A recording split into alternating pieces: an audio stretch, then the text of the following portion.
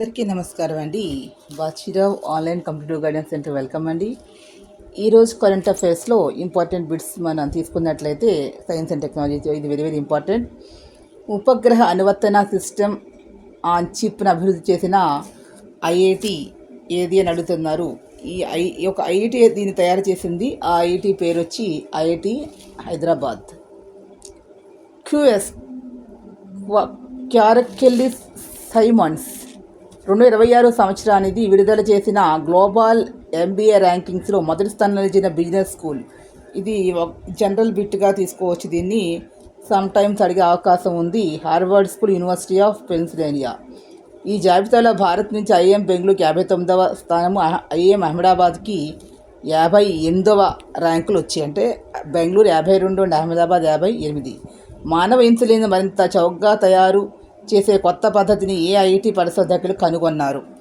ఇది కూడా మనకి ఇంపార్టెంట్. ఎస్ఎన్టీలో తీసుకోవచ్చు అండి, అడగచ్చు. ఐఐటి గౌహతి గుర్తుపెట్టుకోండి. యుద్ధభూమి పర్యాటకం పేరు వెరీ ఇంపార్టెంట్. రేర్గా కానీ ఇది చాలామందికి తెలియదు, కానీ ఖచ్చితంగా ఇలాంటి క్వశ్చన్స్ వస్తాయి.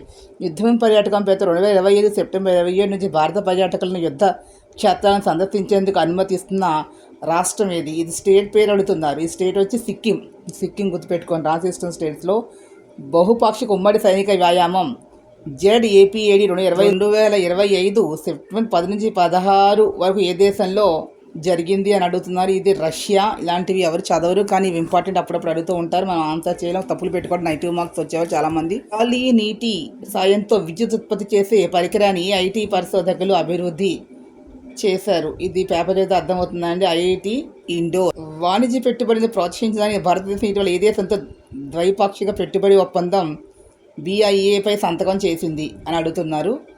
ఇది కూడా ఇంపార్టెంట్. ఇజ్రాయిల్. మరిన్ని కరెంట్ అఫైర్స్ వీడియోస్కి please subscribe my channel. Thank you to all.